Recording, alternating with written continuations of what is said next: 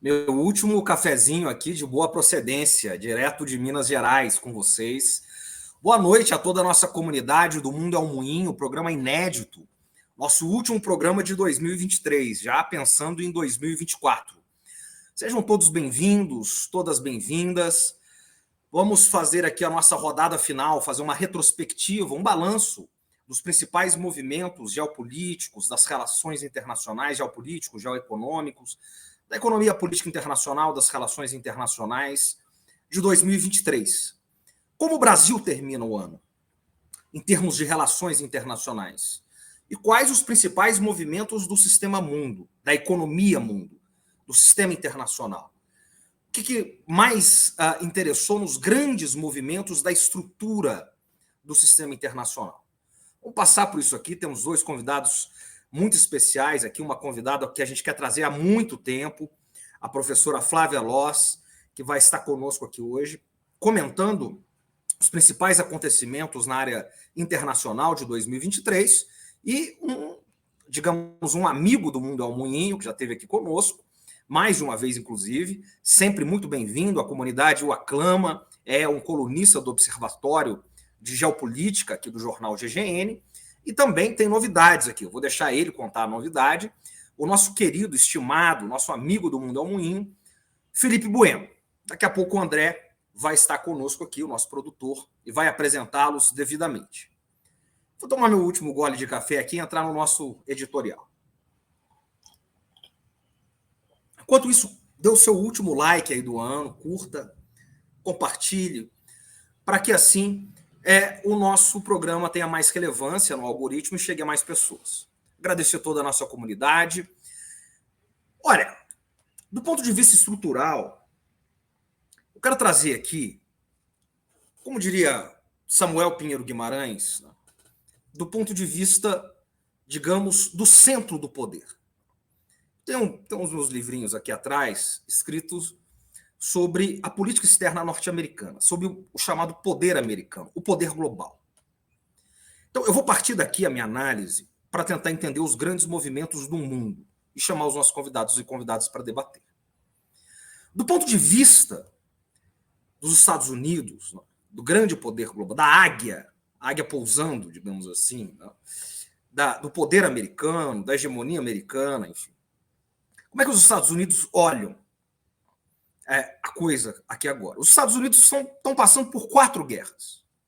Então, eu quero falar das 4 guerras americanas, ou norte-americanas, ou estadunidenses, para ser mais preciso.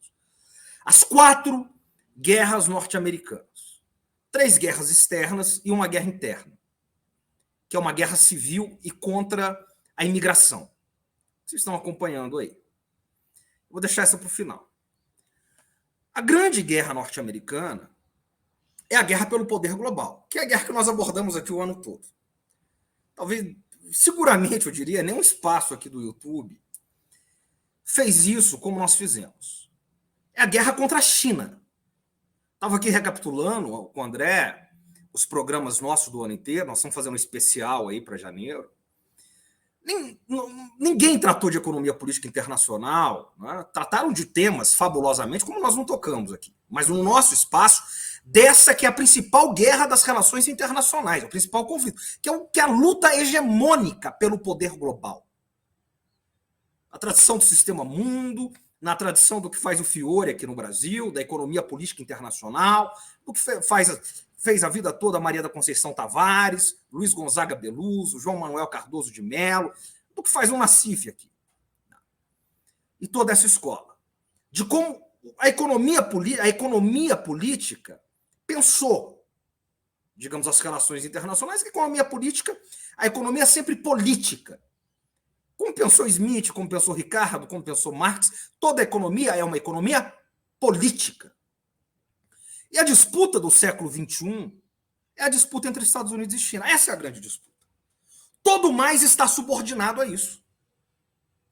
Qualquer outro foco, esse equívoco está dentro dessa disputa. Estados Unidos e Inglaterra vão entrar. Qualquer coisa que você pensar. Descolonização, movimentos de insurreição contra a decolonização da França na África. Tá, os interesses lá ocidentais. que são cercados pelos Estados Unidos, e o apoio da Rússia e da China. Qualquer lugar que você examinar, Mar do Sul da China, ali é claro. Ucrânia, qualquer lugar, Oriente Médio, tudo passa por olhar a coisa de um ponto de vista estrutural, como fez a vida toda o Wallerstein, como fez o Arrighi, Beverly Silver, os grandes. E é isso que nós modestamente fazemos aqui coletivamente no nosso espaço. Então, os Estados Unidos, eles passam as grandes 3 guerras dos Estados Unidos e a guerra interna, que é a 4ª guerra. Quais são as 3 guerras? Primeira guerra na Ucrânia, que todo mundo aí esqueceu, né? O grande noticiário, claro. Esqueceu. Essa guerra, né, é a guerra muito interessante. Por quê? Porque os Estados Unidos tiveram 2 vitórias nessa guerra. 2 vitórias muito importantes. A primeira vitória, uma vitória tática, que nós tratamos aqui, foi a vitória com relação ao gasoduto, ao Nord Stream. Nós temos um programa aqui, sugerido pelo nosso produtor, o André, que chama Biden, o Escafandrista.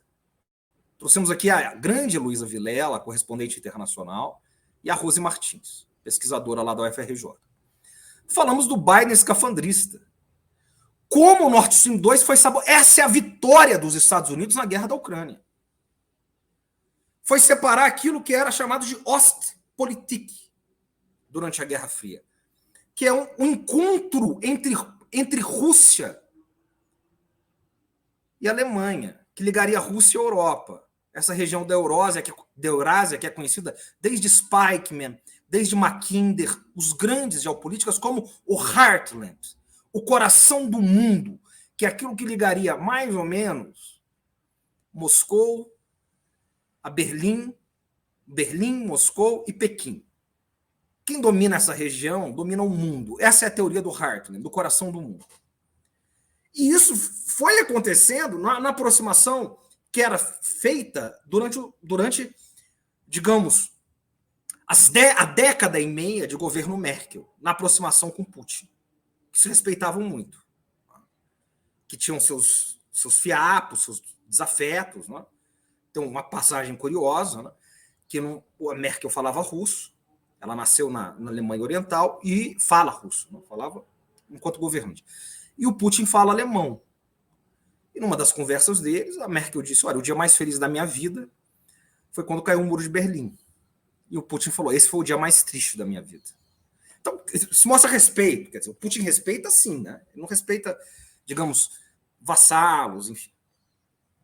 Mas quando cai ali o elo de energia, essa é a primeira vitória. Qual que é a segunda grande vitória dos Estados Unidos? É abduzir a Europa, digamos assim, ideologicamente. A Europa, qualquer aproximação da Europa com a Rússia foi impedida depois da guerra. É a russofobia. Tudo isso nós acompanhamos desde a guerra. Universidades na Itália proibindo de ler Dostoiévski, Tolstói, o balé russo sendo proibido em diversos centros culturais da Europa.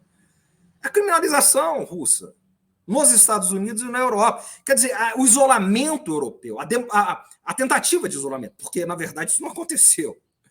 Né? Aconteceu na Europa. Mas quando a Europa é puxada, e a Europa é a grande vítima econômica da guerra, e esse isolamento europeu, essa é uma vitória, é uma estratégia norte-americana. Essa é uma vitória importante. Passa por aí. Agora, do ponto de vista do campo de batalha, os Estados Unidos e a OTAN, eles foram humilhados nesse ano. Foram humilhados. A contraofensiva, que eles empenharam bilhões, não avançou 1 milímetro.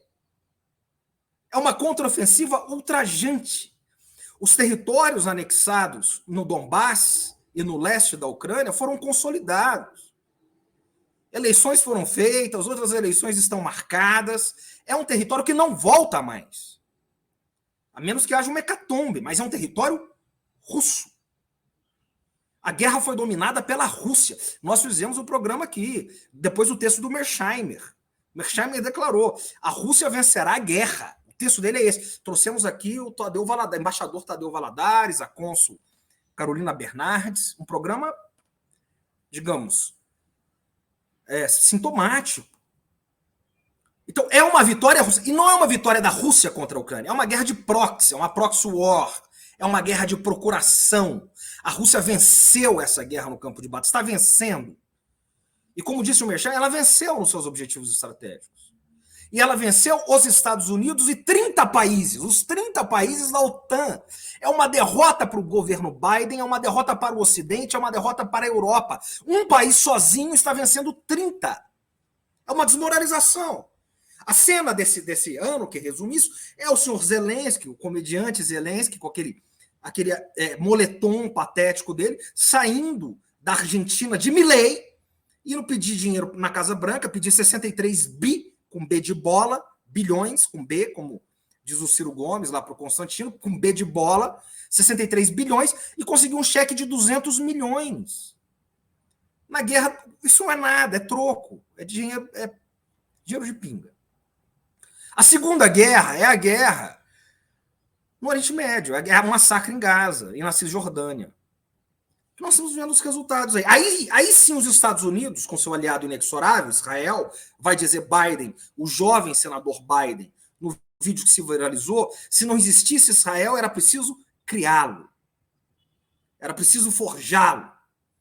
Israel, como aliado inexorável dos Estados Unidos na região, no Oriente Médio, como porta de entrada dos interesses norte-americanos no Oriente Médio, que, óbvio, é uma região completamente estratégica para as grandes potências, grande produtor de energia do mundo. Ali, os Estados Unidos e Israel têm um massacre, não é nenhum ganho, um massacre no campo de batalha, porque eles não estão lutando contra nenhum Estado organizado, não tem um monopólio legítimo da força, eles estão lutando com uma guerrilha. Mas perderam a guerra. Perderam a guerra para a opinião pública global. Como é que você vai justificar um massacre de 25 mil civis? Trouxemos aqui mais uma vez o embaixador Tadeu Valadares e a professora Odeh, a professora Mohammad Odeh, mulher palestina, pesquisadora da área da saúde, professora da UNB. Impressionante. 60% da área urbana de Gaza foi destroçada, não tem volta. Quem vai construir isso? Quem vai reconstruir isso? Desses cerca de 25 mil mortos, já são mais, enquanto a gente está falando aqui, vai crescer esse número. 40% são crianças. Não há como defender isso. O Antony Blinken e o Biden estão pressionando o Netanyahu, pressionando daquele jeito, pressionam verbamente, mas na hora das resoluções de paz no Conselho de Segurança, são só eles que levantam a mão. 15 países. 15. Tem um que abstém, um que veta. Um que abstém é sempre a Inglaterra, mas que veta. Que é os Estados Unidos. O rei está nu. Assembleia Geral da ONU. 148 países, cerca de 150, cessar fogo. Não passa. Por quê? Porque tem um que levanta a mãozinha. Então, diante, digamos, o soft power norte-americano, que o Nye sempre fala, ele foi corroído com essa guerra, ele foi derretido. A aliança maligna, não tem outra palavra, a aliança maligna entre a extrema-direita de Benjamin Netanyahu, entre Bibi, com aquela que pôs o preto, que pôs o luto, achando que está vivendo em Gênesis.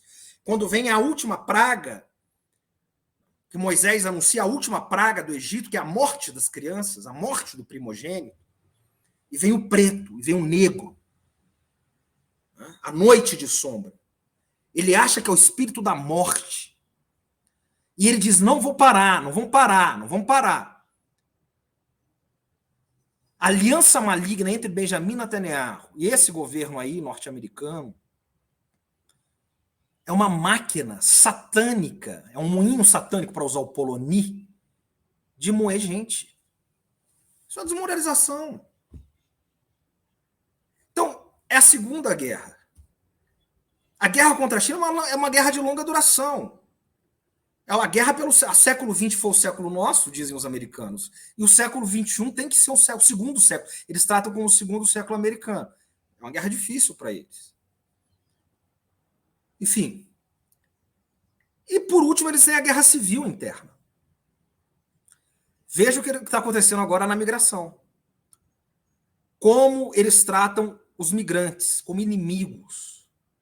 E agora o cerceamento aí que vem acontecendo, né? Quer dizer, o que vai acontecer no ano que vem? A coisa vai piorar porque dia 5 de janeiro começa com o julgamento do Trump. Republicanos e democratas não se assentam na mesma mesa, eles não conversam, não tem diálogo. Desde a Guerra Civil do século XIX, nunca os Estados Unidos estiveram tão divididos. Que é um problema que a China não enfrenta, porque ela tem um partidão lá. Enfim, a coisa é trágica do ponto de vista, digamos, desse ponto de vista ocidental. Bom, para falar disso, de América Latina, Brasil, Argentina, falar sobre essas guerras, falar sobre essas movimentações globais, enfim, a volta do Brasil no mundo, governo Lula, tudo isso, e os destaques que nós temos aqui, sem mais delongas, eu vou chamar os nossos convidados aqui, e já anunciando o que será de 2024. André, boa noite, seja bem-vindo. Boa tarde, bom dia. Boa tarde, né? Porque, embora o programa seja inédito, né, Pedro? É uma gravação, né? Estamos gravando esse programa, porque ninguém é de ferro, então, na próxima, dia 28, que você quer, quinta-feira, não estaremos ao vivo aqui. Mas lembrar o pessoal, né? Você continue compartilhando essa live. Manda, dá para mandar superchat, não vai ter ninguém para responder, mas pode mandar também. O programa será transmitido ao vivo. E agradecer a todo mundo, né, Pedro, esse ano que passou aí. Agradecer o pessoal da produção toda lá, Lourdes, da Cif, Cíntia, o Ícaro, a Isadora, a Clarinha e a Carlinha, que ajuda a produzir o programa aqui com a gente. E agradecer toda a comunidade também, né? Mais de um ano aí que estamos aí. E você esqueceu de dois eventos importantes desse ano, Pedro. Que foi, obviamente, o filme da Barbie e o show da Taylor Swift, que foram fenômenos culturais, socioculturais no planeta. Mas para falar sobre isso e outros temas, sem mais delongas aqui, vamos ter conosco a professora Flávia Loss, que é mestra em integração na América Latina pela USP, e doutoranda por pouco tempo, daqui a pouco já é doutora, né? Estava falando aqui, já defendeu a tese, doutora pelo Instituto de Relações Internacionais da USP, e também o Felipe Bueno, né? Jornalista, historiador, especializado, entre outras coisas, em política contemporânea, relações internacionais, história da arte. O mais importante que ele é do rock e do heavy metal, que isso é sempre um destaque. Posso colocar na tela aqui então, Pedro, para conversarmos conosco? Bem-vinda, professora Flávia. Bem-vindo, Felipe. Que felicidade recebê-los. Que felicidade. Felipe, que bom te receber aqui no último programa do ano, nosso grande escritor do Observatório de Geopolítica do jornal GGN. Seja bem-vindo, Felipe. E já chega contando a nossa novidade aí, que eu já vou chamar a Flávia. Olha, não tenho nem palavras, viu?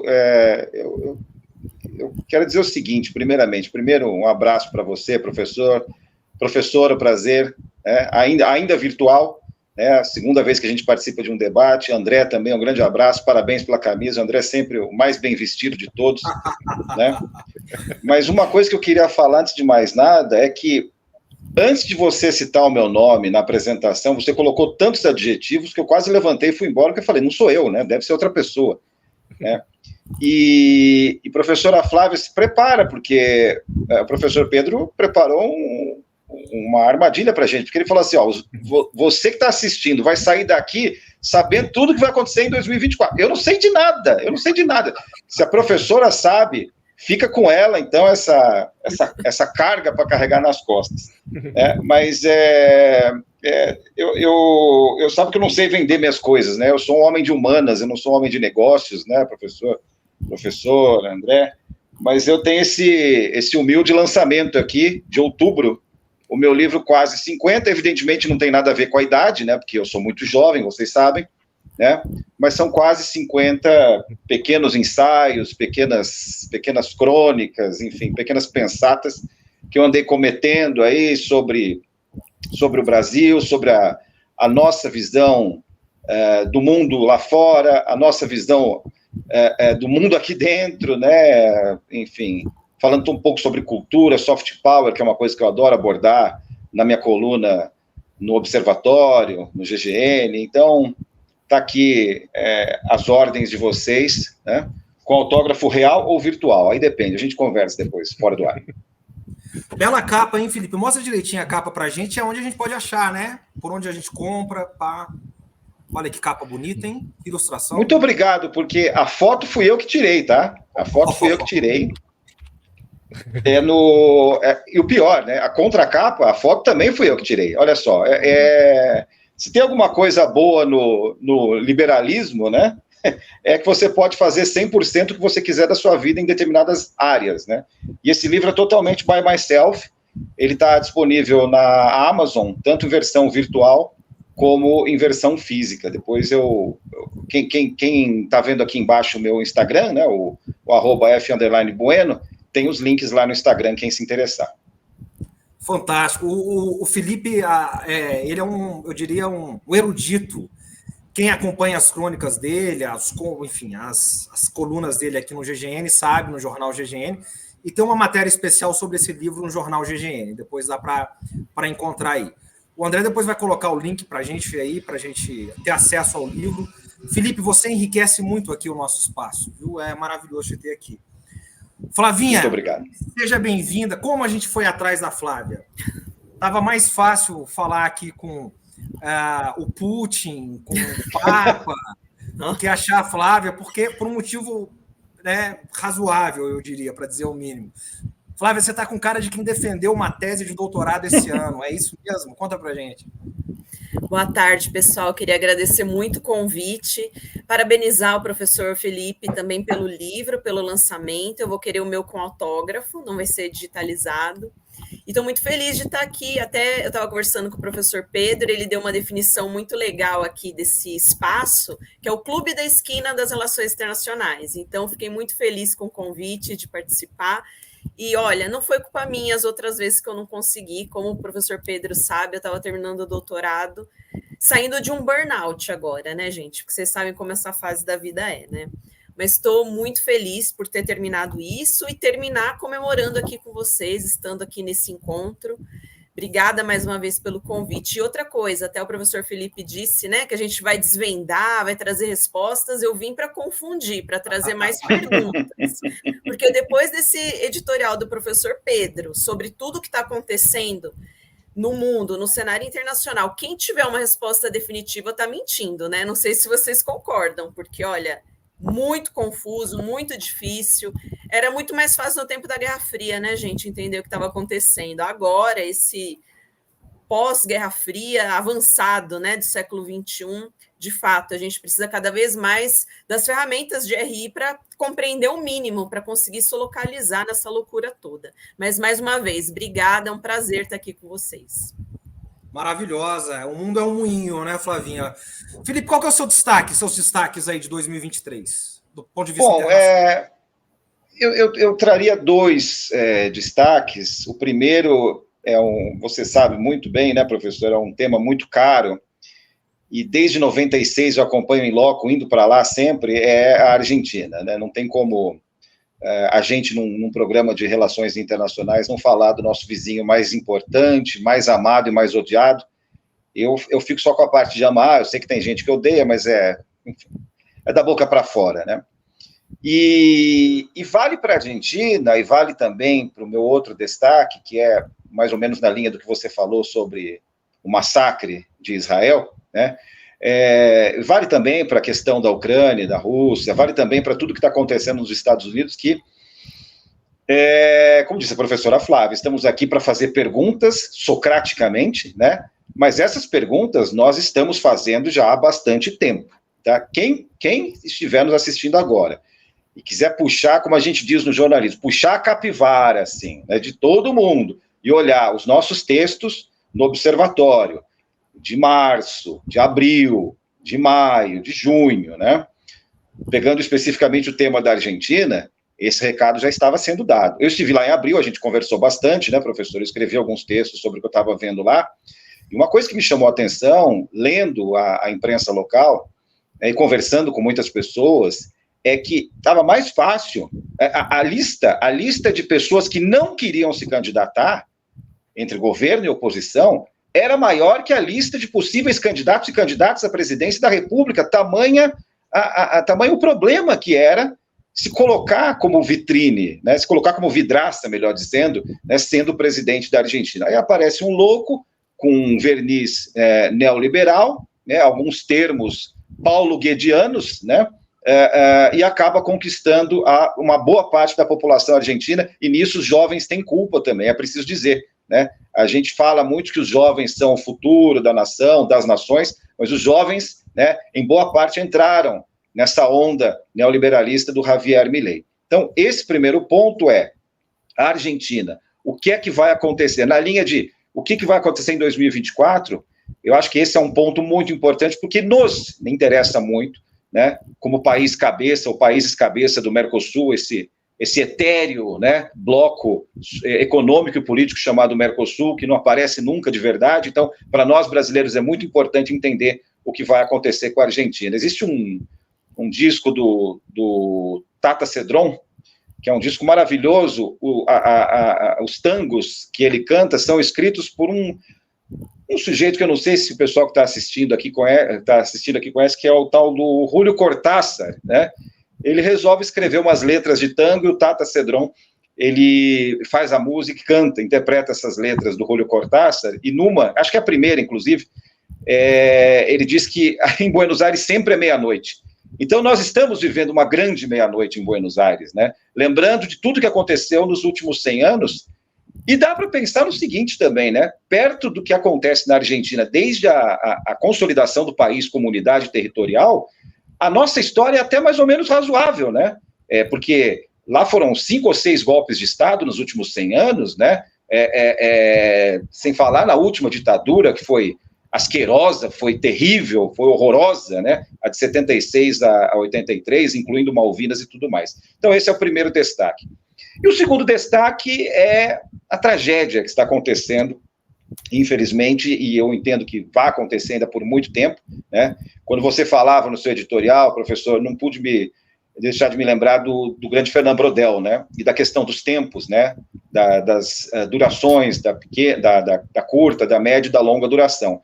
O que acontece lá na Palestina enquanto região, né? Falemos assim, só para ficar mais claro para quem está nos acompanhando, o que acontece lá é de longuíssima geração, e eu não consigo enxergar uma solução a curto e a médio prazos. Mas a grande catástrofe se iniciou, infelizmente nós somos obrigados a reconhecer, a grande catástrofe começou em 48, e tudo que a gente está vivendo agora é consequência disso, pelo menos na minha opinião, na minha análise.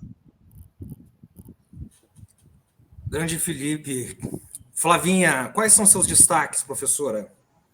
Concordo com o professor Felipe, que pelo menos para a gente, enxergando esse cenário todo aqui do Brasil, né, do nosso ponto de vista, a eleição do Milei é o fenômeno mais importante aí dos últimos tempos. E me preocupa muito, eu tenho acompanhado diariamente, porque a gente ainda está tateando, né, está tentando entender o que está acontecendo. Claro, como o professor Felipe trouxe, a gente tem uma ideia do que está acontecendo e não é bom, a gente viu até antes da campanha, né, essa figura surgindo no cenário político argentino, aí fez uma campanha, ainda nas PASSO, né, nas eleições primárias, pavorosa, uma campanha assim, violenta em termos de oratória, pelo menos. Depois do primeiro turno, também a mesma toada, uma verborragia. E aí o que a gente percebeu foi uma diminuição dessa violência, ao menos nas palavras, para o segundo turno, né? Ele dá uma moderada e aí ele se alia à casta política, né? Dá as mãos ao Macri, ao macrismo, e aí a Buric, que está nesse pacote. E o que é isso, né, gente? A gente está vendo talvez um revival, né, de 2001 com o Fernando de la Rúa. A gente vai ter então um governo que coloca um choque aí econômico, a população que já tem 40% na pobreza, com índices sociais muito preocupantes, vai empobrecer mais ainda, a gente vai ter, de novo, conflitos nas ruas, ou será que ele vai sufocar esses piquetes de uma forma que a gente ainda não viu? Eu estou assustada com o que está acontecendo, preocupada, porque, como a gente sabe, isso tem repercussões aí grandes para a gente no Brasil e no Mercosul, né? Ainda não tem uma definição em termos de política externa. Eu acho que ele está muito preocupado com esse cenário doméstico, que é, de fato, muito preocupante, muito difícil. Eu não tiro o viés da dificuldade de resolver os problemas da Argentina. Agora, as propostas e soluções que ele traz são assustadoras, assim, porque você não vê uma luz no final desse túnel. Então, a população mais pobre arca com o custo dessas mudanças que ele está propondo. É isso que eu consigo fazer a leitura, né? Então, os mais pobres arcam com os custos e sem nenhuma contrapartida. Como ele próprio disse nos seus discursos, aguentem, né?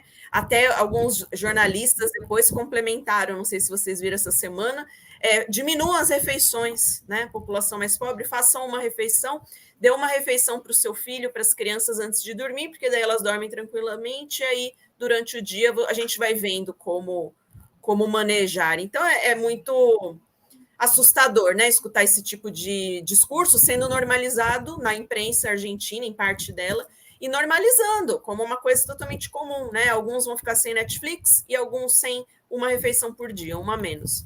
Então, um pouco assustador nesse quesito, né? E aí a gente pode até levar até para um nível mais estrutural de como essa extrema-direita, na verdade, tem se tornado um fenômeno mundial, né? A gente não consegue mais analisá-la de forma isolada. É só na Argentina, só no Brasil, e a gente vê essas relações cada vez mais fortes entre elas.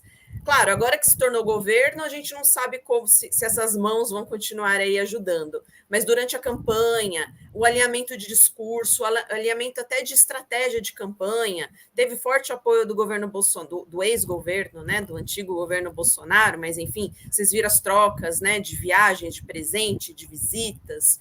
Então, a gente vai ter Trump ano que vem voltando, né, dentro dessa grande coligação internacional da extrema-direita, que acaba se validando. E isso tem impactado muito a América Latina, esse nosso lado aqui do mundo. A gente pode até falar um pouquinho mais disso depois, mas a gente vê essa extrema-direita se proliferando aí em vários países da nossa região, o que é preocupante também para as próximas eleições, né? A gente pode conversar disso mais adiante. Eu acho que para a América Latina esse foi o principal destaque de 2023, e aí no cenário internacional, inevitável falar da guerra da Ucrânia, né? E como ela foi perdendo espaço na mídia. Impressionante como foi sumindo e foi perdendo espaço aí para o conflito entre Israel e Hamas e esse massacre que está em curso ali na Palestina, não tem outra palavra para dizer o que está ocorrendo, né? E como teve um lado bom, se é que pode se dizer, desse conflito na Palestina. Eu não acompanho de perto política do Oriente Médio, porque eu acho que é coisa para profissional, né? Justamente para quem se especializa nesse assunto. Mas um lado bom foi essa mudança da opinião pública que vocês dois comentaram. Porque no começo estava todo mundo muito assim alinhado em um dos lados, a gente sabe que era Israel. Mas acho que as imagens, o que a gente conseguiu de notícia do que vinha acontecendo lá, da realidade do povo palestino, fez com que tivesse uma mudança de opinião que eu acho significativa, né? Então, acho que esses são os principais destaques, a gente pode falar mais um pouquinho também, e depois a previsão, que não é uma previsão, mas alguns palpites para 2024, quando vocês quiserem. Perfeito, professora Flávia. Felipe, vamos ficar um pouco aqui, fazer uma rodada de América Latina, que parece muito importante, né? Enfim, olhar o mundo, como diria Tolstói, né? A partir da nossa tribo, entender o mundo. Você esteve na Argentina, e sai aqui do Milei, mais uma vez, né? Partido Milei. Você esteve na Argentina, escreveu textos de lá. Traz um pouco desse ambiente pré-Milei, né? Da sua experiência lá, você escreveu os textos, a impressão que você tinha. Quer dizer, a professora Flávia toca em pontos importantes aí, que é a questão da ascensão da extrema-direita, talvez uma reorganização, ou talvez nem é reorganização, é uma ascensão mesmo novamente, e os seus tentáculos internacionais, como é que isso se organiza com outras alas da extrema-direita na própria América Latina, nos Estados Unidos, aquilo que eles chamam de alt-right, a nova direita lá, que está associada ao Trump, que está associada ao Bannon, ao trumpismo, enfim, que assumiu um caráter muito forte no Partido Republicano. E como é que isso engoliu a chamada direita tradicional, tanto na Argentina como em outros lugares na América Latina, e no próprio Estados Unidos. Eles tinham lá de uma direita mais moderada, né, com o trumpismo. Enfim, aparece uma figura vestida de Batman, com uma motosserra na mão, e se elege, né? Quer dizer, as pessoas ainda se perguntam, né? Como se a ficha ainda estivesse caindo, né? Como é que isso foi possível, né? Claro, além da tragédia que foi o governo peronista, né? Enfim, traz um pouco para a gente tentar entender essas reflexões. Eu sempre me preocupo, e eu tenho certeza que vocês vão concordar comigo, quando eu vejo uma cena como essa que aconteceu em 2023 na Argentina, aconteceu aqui no Brasil em 17, 18, eu posso parecer exagerado para alguns, mas vocês vão entender. Eu sempre me lembro da Alemanha entre guerras, né? Da República Alemã entre guerras, eu me lembro dos acordos que a família de Savoia, que a Casa de Savoia fez com Mussolini, porque o diabo, dizem, ele não entra sem bater, ele é sempre convidado, você sempre abre a porta, né? Então, professor, quando você fala em direita tradicional, que perdeu um certo apelo para essa direita mais histriônica, né? Mas que nós sabemos que é patética, mas posa de outsider, né? Eu sempre me lembro desses fenômenos históricos do passado tão recente que levaram a tragédias. Pelo menos aqui, por enquanto, aqui no Brasil, nós escapamos disso. Então, com esse ponto de vista que eu queria falar um pouquinho sobre o que eu vi, que eu tenho acompanhado lá na Argentina. Além dessa questão de ninguém, num primeiro momento, querer ser o candidato ou a candidata, lá para o primeiro semestre, né, desse ano, duas coisas também me chamaram muito a atenção. Primeiro, a questão econômica, né? A gente não tem como negar, né? O fracasso do governo Fernandes na questão econômica. Então, supermercados vazios, né? A questão do dólar. A Argentina, olha, eu tenho ido para lá desde os anos 90 e sempre a Argentina foi dolarizada. Você aparecia com dólar lá em qualquer loja, em qualquer restaurante, as pessoas te recebiam de braços abertos, mas a coisa piorou de um jeito impressionante. Você precisa de um mínimo de noção de economia, de macroeconomia, para passar uma semana lá e outra, né? Você sai da casa de câmbio, real, não estou falando de dólar nem euro, você sai da casa de câmbio, parece desenho animado, com um saco de dinheiro, né, um saco branco com o cifrão desenhado, parece que está assaltando um banco, né, de tamanho, o número de notas. Então, essa questão econômica não foi resolvida, e o Fernandes, e o grupo do Fernandes não apresentou propostas, o grupo do Sérgio Massa não apresentou propostas. Como é que eu vou votar num cara que colocou uma inflação anual de 3 dígitos no meu bolso, né, no bolso da minha família? E a outra coisa que eu tenho observado há bastante tempo, e eu vejo a imprensa, a grande imprensa aqui no Brasil, insistindo nesse erro, é dar ao peronismo o peso que o peronismo tinha na época de Perón, ou mesmo na época de Kirchner, né? O kirchnerismo ainda existe, é uma força, em Buenos Aires, no sul da Argentina, disso não há dúvida. Mas o peronismo, que nunca foi uniforme, convenhamos, nunca foi uniforme, né? Ele se diluiu de uma maneira hoje, né, e as próprias relações trabalhistas mudaram muito, nós sabemos disso. Então não dá para dizer que foi o peronismo que perdeu. O peronismo acho que perdeu faz muito tempo, né? Talvez o peronismo tenha perdido lá atrás com Carlos Menem, né, nos anos 90, nas privatizações e tudo mais. Mas eu queria chamar a atenção para esses dois pontos, a questão econômica, o fracasso econômico, que já não é de agora, lembremos do Corralito, né, e essa questão da diluição, né, do surgimento da antipolítica e da diluição do peronismo e também de uma certa diluição da direita tradicional argentina. Perfeito. Ô, Flávia, e aí eu vou ainda pegar esse caso para a gente pensar do ponto de vista mais global. O Milei ameaça, né, não entrar, ele é a sua ministra de Relações Internacionais, ameaça não entrar nos BRICS, agora nessa rodada de expansão dos BRICS, os BRICS+, os BRICS+, os BRICS estendidos, né? Como é que você vê essa coisa, primeiro, da integração regional aqui no Brasil com o Milei, aqui na América do Sul com o Milei, ou seja, Mercosul, uma tentativa de retomada da Unasul, que foi feita esse ano, né? Teve alguns avanços, enfim. E a questão da Argentina nos BRICS, que teve uma retaliação da China agora, né? Na questão dos swaps cambiais, né? A China travou isso aí, né? Como é que você vê, enfim, a relação aqui na América Latina com relação à integração regional a partir do governo Milei?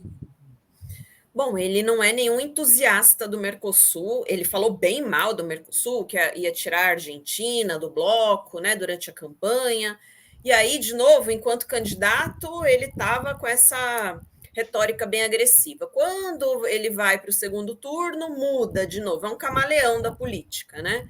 E aí a chanceler, a atual chanceler dele, a Diana Mondino, diz que não é bem assim, a gente vai manter boas relações com o Mercosul é importante para a Argentina, fica aquela dúvida no ar. Quando ele vence, aí ele vem, a Diana Mondino, aliás, vem aqui para Brasília, se reúne com o pessoal do Itamaraty e muda o tom totalmente com o Mercosul. Agora, eu não apostaria que ele vai fortalecer o Mercosul, que ele vai ser um grande parceiro do Brasil, isso não.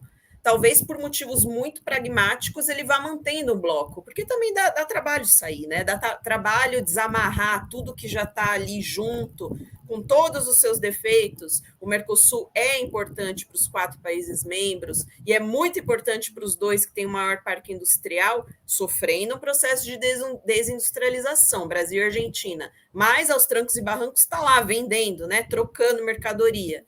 Então, acho que mais por um motivo pragmático, deixa lá. Até nesse decretaço que ele fez aí anteontem, eu estava vendo o texto completo e não tem nada contra o Mercosul. Pelo contrário, uma das medidas seria adequar mais tarifas argentinas, né, dos produtos argentinos, ao que já está estipulado no Mercosul. Então, não tem um ataque até agora ao Mercosul. Mas eu acho que o Mercosul sofre de um problema grave, que é a indefinição, né? A gente não sabe para onde vai. A gente tem ali nos tratados, os tratados fundacionais do bloco, mas será que ainda tem um compromisso dos 4 países com aqueles objetivos lá da década de 90? E eu não vejo o Brasil trazer essa discussão. Talvez a gente tenha que renegociar alguns dos seus objetivos básicos. Eu não estou aqui defendendo, muito pelo contrário, que volte, que vire uma zona de livre comércio, não. Pelo contrário, né? Como eu trabalho com isso, eu queria, na verdade, que avançasse na integração. Só que a gente tem que lidar com a realidade. O que será que os outros países estão querendo? E aí, independente de governo, porque me parece que, por exemplo, o Uruguai já está insatisfeito e não é de hoje. E aí a gente precisa sentar e conversar, propor um novo objetivo. Se o Brasil não puxar essa agenda, e aí é uma questão da nossa política externa, não vai sair, não vai ser o governo Milei. Agora a gente vai ter que defender o Mercosul desse tipo de governo que está surgindo, que está disputando o campo com a esquerda latino-americana, né? Então, isso é uma coisa que me preocupa também. Renegociar, repensar alguns dos projetos, dos objetivos do Mercosul, no sentido de fortalecê-lo, de não deixar que esses governos de ocasião tentem afundar o barco. Como a gente já viu, já aconteceu, o Brasil já foi um que tentou afundar esse barco, né? A gente não pode esquecer disso. Em relação aos BRICS, aí sim, continuou com essa verborragia, falando mal dos BRICS, porque foi um projeto, na verdade, do governo Fernandes, né? A adesão da Argentina aos BRICS foi um convite do Lula, e o Milei tem que ser anticomunista, né? Nas palavras dele. Só que como que você vai, então, rechaçar o BRICS, sendo que depende tanto da Argentina? Tanto é que agora o Milei, presidente, ele não fala mais mal da China, ele mandou uma carta, ele disse que talvez aceite o convite de visitar Pequim, mudou totalmente o tom. Por quê? Porque eles dependem da Argentina, né? Não só porque é o seu maior parceiro comercial, desbancou o Brasil nesse quesito, mas porque quem que tem moeda estrangeira agora? Um país que está sem reservas internacionais, dólar nem se fala, não tem. Então o Yuan virou a grande alternativa. Como que você vai virar as costas para a China e para os BRICS? Sendo que os BRICS têm ali o novo Banco do Desenvolvimento, que é o famoso Banco dos BRICS, que pode, inclusive, dar uma ajuda ali para a Argentina. Então, eu não sei como que o Milei vai resolver essa grande questão dele. Ele tem uma questão ideológica, né? Ele não pode falar bem da China e dos BRICS, ele tem que manter uma retórica agressiva em relação a isso para agradar ali o seu público, né? Que é até interessante que o professor Felipe estava falando. Eu acompanho muito ele nos podcasts e nesse mundo do YouTube, dos influencers de direita e extrema-direita, né? Ele fez uma epopeia ali, dando entrevista, e tem uma galera muito jovem no TikTok, no YouTube, acompanhando ele, dando palco e apoiando profundamente as reformas dele, tudo que ele fala, né? Então ele tem que agradar esse público também. Eles são profundamente antiperonistas, no sentido geral, assim. Então tem que ter alimentar essa base. Só que ao mesmo tempo a realidade está lá na porta. Se a gente for pegar a experiência do Brasil, a gente lembra que o Bolsonaro teve que moderar muito o linguajar dele com os chineses. Isso foi uma pressão dos nossos empresários aqui, inclusive do nosso agronegócio. Eu não sei se esse movimento vai se repetir na Argentina, mas, de qualquer forma, ele precisa de dinheiro, ele precisa de yuan, e a China já fez esse movimento de, olha, vamos sentir como que o governo Milei vai se desenrolar, e aí a gente abre de novo a torneira, né? O famoso swap cambial para os yuans. Assim, sem saber como vocês argentinos vão nos tratar, não vai mais ter esse benefício. Então, uma situação bem complicada. Não ajudei a desvendar, talvez, não tenho uma resposta, porque eu acho que vai depender desse dia a dia, e a cada movimento do Milei as coisas mudam, né? Por quê? Porque também, só para terminar, não tinha plano de governo, né, gente? Vocês viram o plano de governo do Milei? É isso, é uma coxa de retalhos, é um PowerPoint, né? Qual que é a proposta da política externa dele? O grande mote é vamos explodir tudo. A proposta de política externa dele era acabar com as relações, deixa os comunistas para lá. Isso não é uma proposta de política externa, né? Vamos e convenhamos, não tem nada substancial. Como que a gente vai resolver os problemas da Argentina com o apoio da nossa política externa? Essa resposta não tinha e continua não tendo. Fantástico. Felipe, algum outro destaque na América Latina que você queira chamar atenção em algum país específico ou países específicos? É interessante como a professora Flávia falou do pragmatismo do Milei. Eu estava pensando aqui em dois países que estão saindo muito pragmáticos, né? Ainda que com suas características, ainda com seus dramas, seus problemas, que são o Uruguai, que a professora citou, e o Chile, né? O Chile, a gente tem acompanhado aí a eterna questão constitucional do Chile. O Chile é incrível, porque é um país que tem, apesar de todas as semelhanças que tem com os outros países colonizados, ou melhor, os outros países oriundos da América Espanhola, né? E o Brasil não sendo um país oriundo da América Espanhola também tem muitas semelhanças com o Chile, mas o Chile tem algumas particularidades, né? Desde a questão cambial do Chile, que é interessantíssima, né? Complicadíssima da gente, não caberia discutir aqui, mas é algo que, para quem se interessar por questões econômicas, vale investigar um pouquinho da história cambial do Chile, que é muito interessante, mesmo antes da ditadura Pinochet, e mesmo com essas idas e vindas da extrema-direita ou dessa alt-right na América Latina, o Chile parece ser ainda um país pragmático, tanto quanto vai para a esquerda, quanto quando vai para a direita, né? Eu não consigo ver, obviamente, eu estou falando depois da ditadura, depois da redemocratização do Chile, né? Eu não consigo ver extremos no Chile. E isso tem suas vantagens, né? Porque uma vez que um eleito ou uma eleita assume, né, ela se supõe deve ser eleita para conduzir um país de todos, né? Respeitando o desejo da maioria, e isso é um conceito democrático, né? Mas protegendo as minorias também. E eu vejo isso, historicamente, nas últimas 2 décadas, acontecer no Chile e, de certa forma, também no Uruguai. O Uruguai teve aquela experiência maravilhosa com o Mujica, né? É um cara que transcende toda essa discussão, mas me chama essa atenção também. Insisto, são países que têm problemas sérios a resolver, mas são países que tentam traçar o seu caminho independente das forças supremas da América Latina, que são o Brasil e a Argentina. A Argentina é um pouco combalida ainda, né? E, pelo visto, vai continuar assim por um bom tempo. Interessante a análise. Flávio, para a gente fechar a América Latina agora, enfim, tivemos o Petro eleito na Colômbia, temos uma cisão ali aparentemente na Bolívia, o Evo Morales declarou que vai ser candidato, rompendo com aquele que é o seu sucessor, o atual presidente.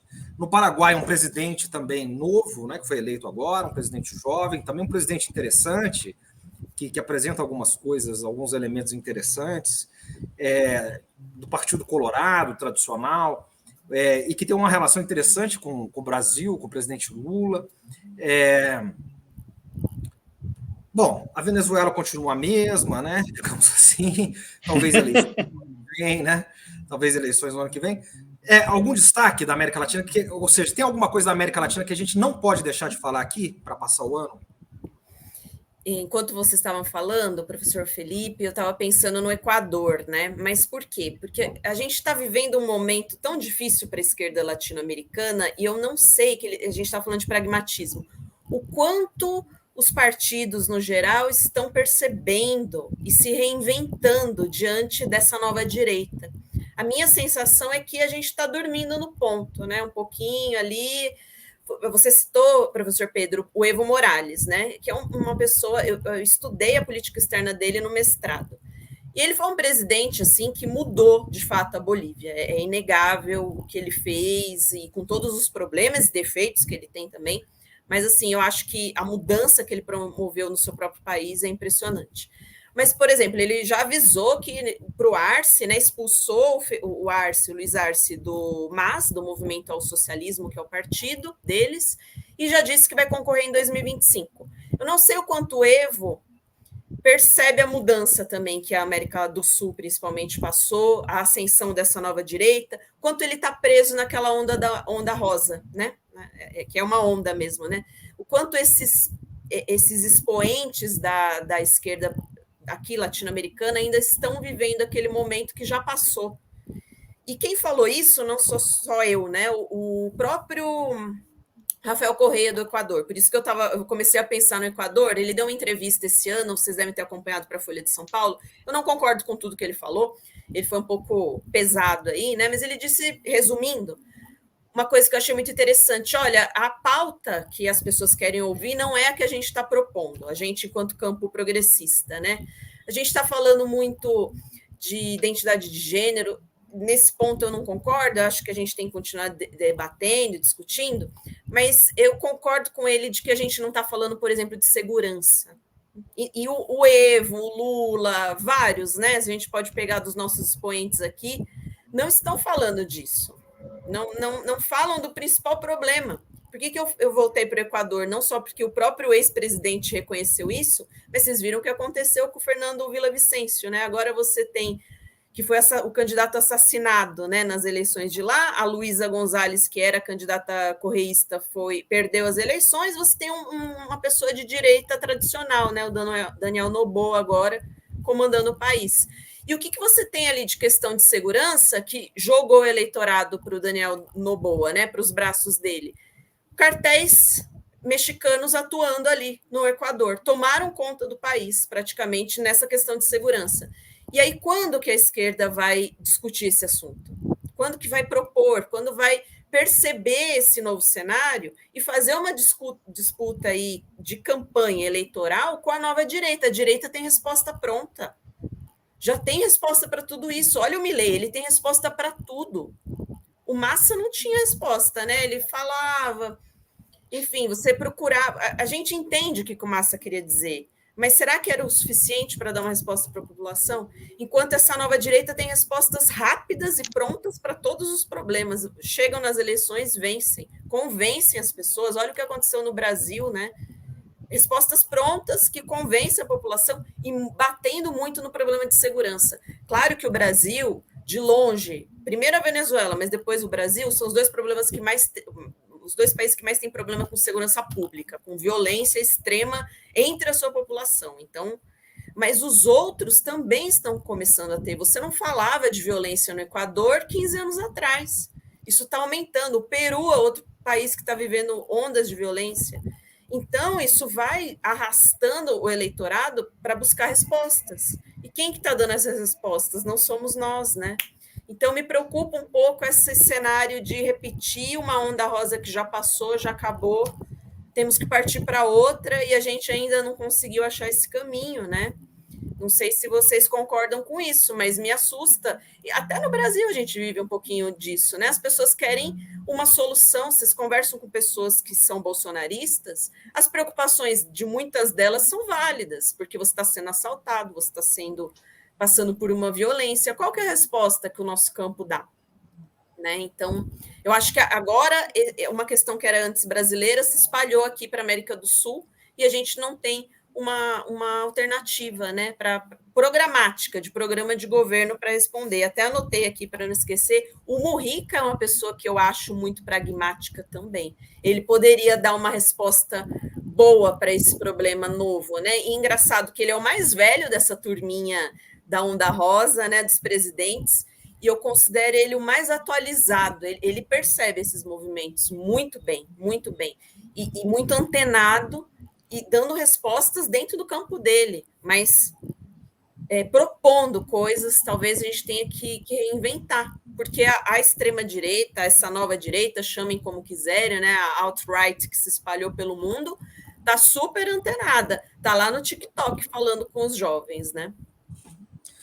Fantástico, que análise fundamental, hein? E uma também citação aqui para a gente fechar essa parte da América Latina, é o papel que o Rafael Correia, grandioso que ele teve, magistral, eu diria, na questão do Julian Assange, que marcou-se aí essa semana o julgamento do Assange, né? Ele foi muito corajoso. Inclusive, ano que vem nós vamos fazer um programa sobre Assange, né, André? O André a gente estava combinando, vamos trazer, a gente já está falando com ela, vamos trazer a Sara Vivaco aqui. A gente fez um programa no GGN, mas a gente não fez aqui no Moinho ainda sobre o Assange. Questão fundamental. Felipe, eu vou agora fazer uma rodada das duas guerras cada um. Pedi para você falar da guerra de Israel, ali em Gaza, né? Como diria o secretário-geral das Nações Unidas, o português Antônio Guterres, essa catástrofe humanitária, aspas para ele, e pedir para a Flavinha comentar, a professora Flávia comentar para a gente, por gentileza, a guerra da Ucrânia, né? Fazer um breve comentário e, enfim, como é que a gente entra no ano de 2024 com essas duas guerras. Você fala, por favor, de uma e ela fala de uma.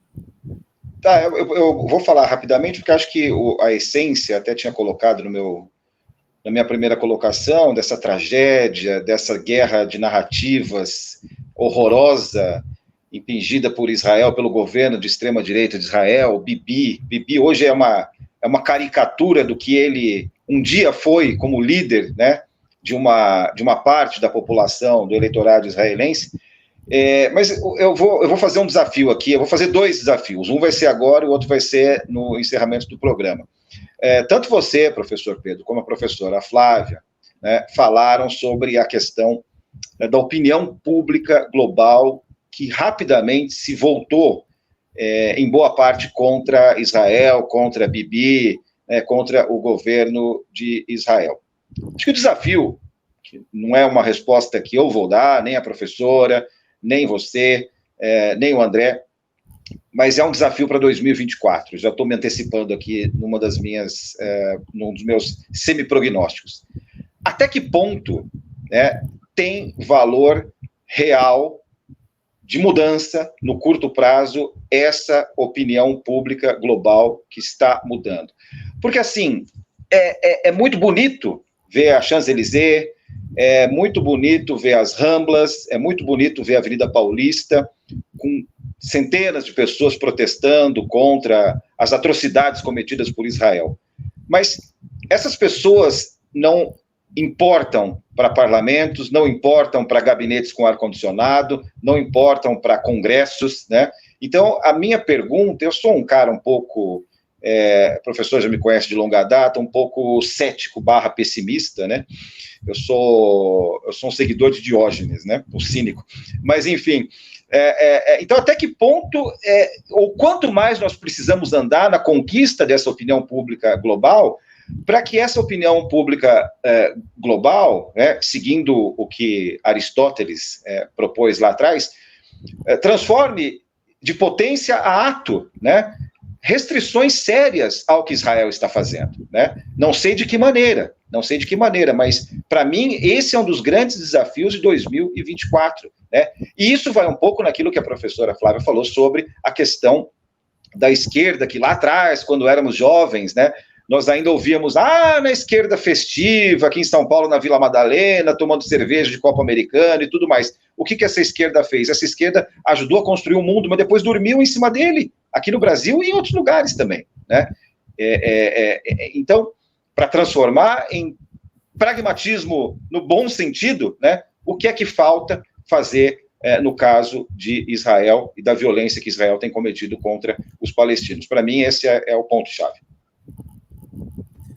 André, a luz de Diógenes vem nos incomodar nesse fim de ano, hein? Temos 2 provocadores aqui. Meu Deus. Professora Flávia, por favor, a guerra da Ucrânia.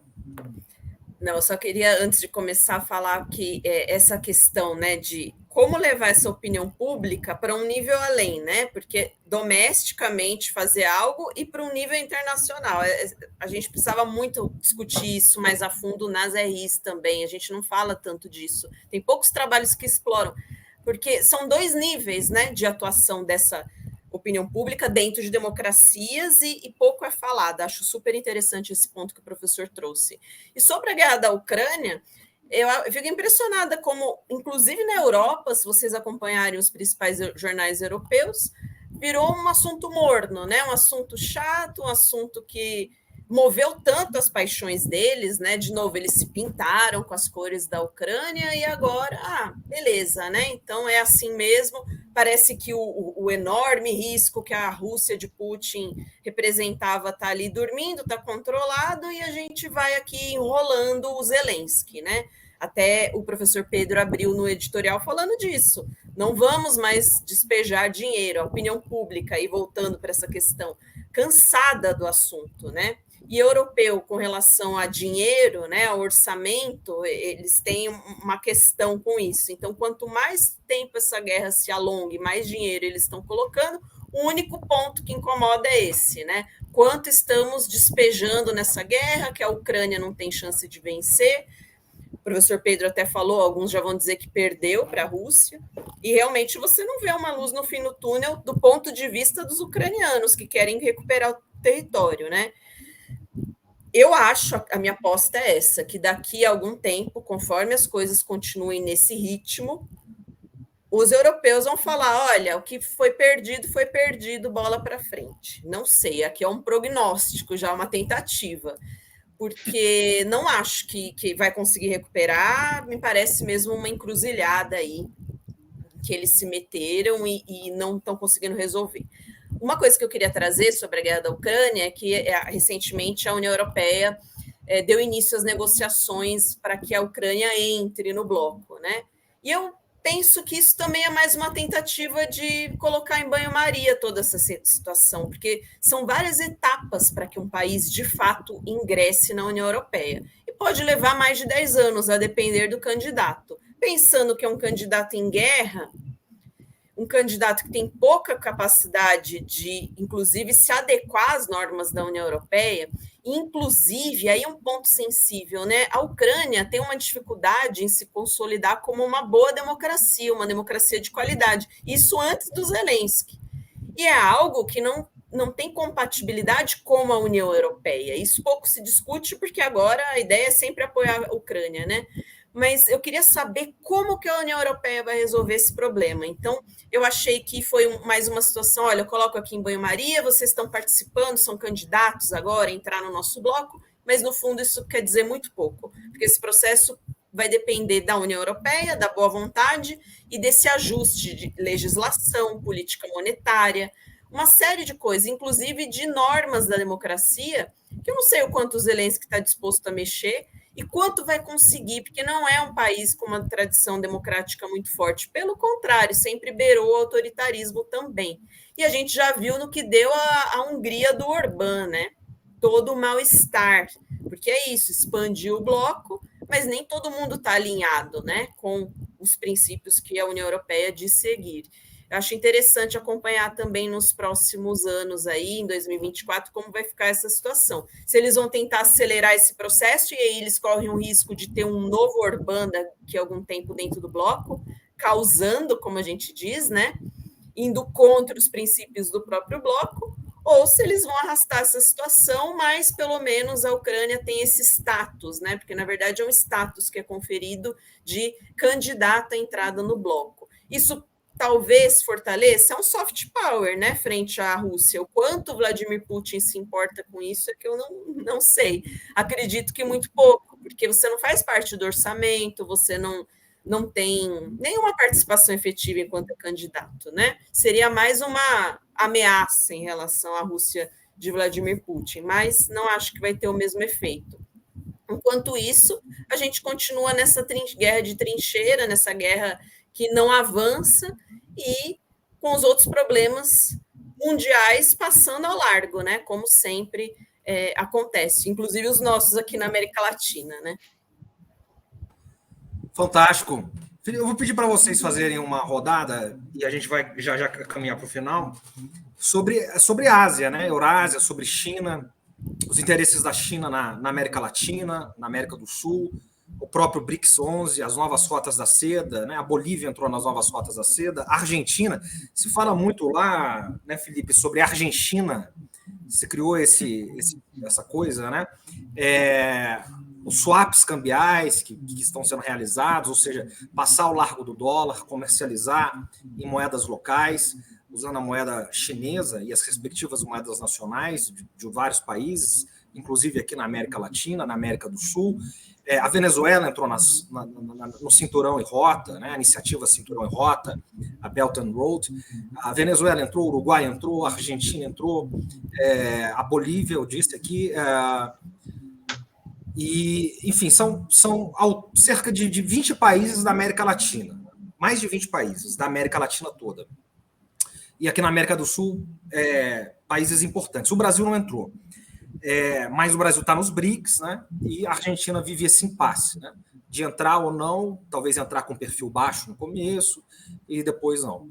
Como é que vocês veem a coisa a partir da Ásia e, enfim, o papel da China em 2023 e para 2024?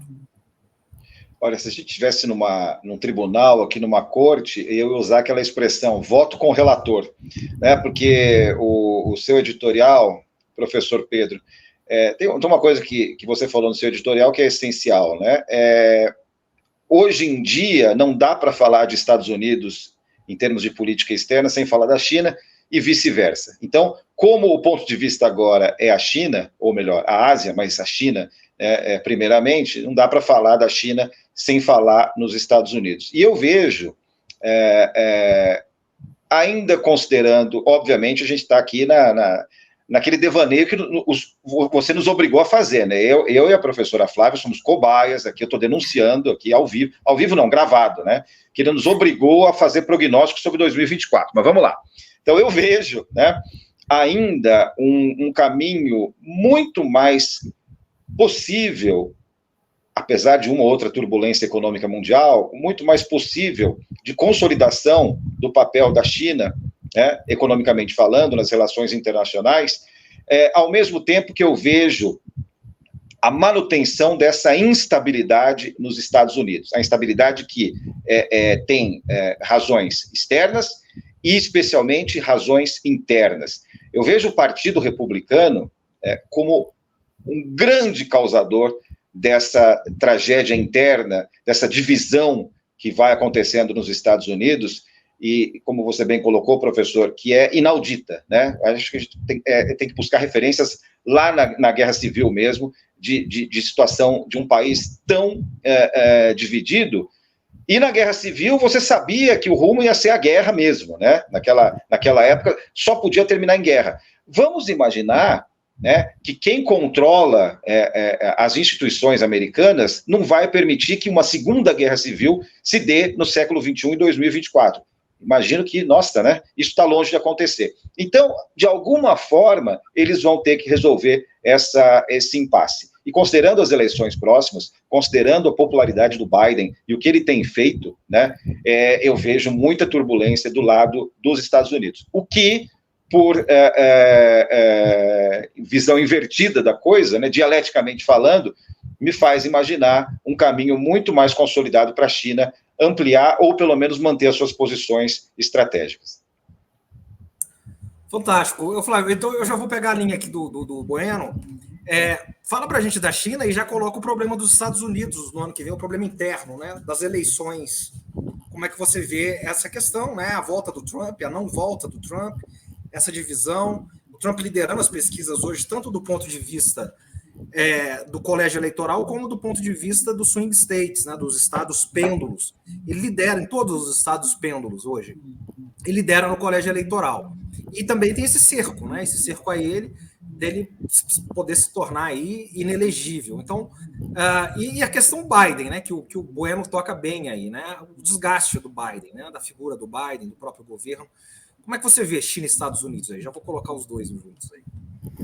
Bom, em relação à América Latina, acho que a China é a nossa realidade inexorável, não tem como fugir disso, né? Me impressiona ainda que o Brasil tenha uma resistência em participar de iniciativas como a Rota da Seda.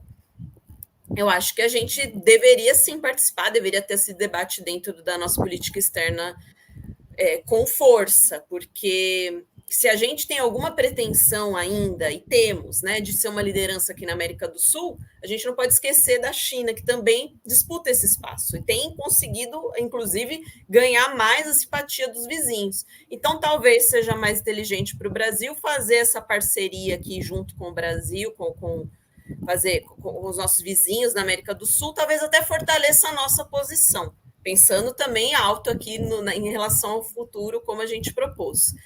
E em relação aos Estados Unidos, nossa, o professor Pedro conhece muito mais aí dessa política interna americana. Eu não sei o quanto essa perseguição, que não é uma perseguição, né? Na verdade, é a justiça cumprindo seu papel, mas esse cerco ao Trump vai fortalecê-lo junto aos seus eleitores, porque as pessoas que votam nessa corrente política gostam dessa coisa de nós contra o sistema, né? Isso é uma característica da nova direita em qualquer país do mundo. Eles gostam dessas teorias conspiratórias, né? Que na verdade ele está sendo perseguido porque ele tem um projeto muito bom que vai contra o sistema.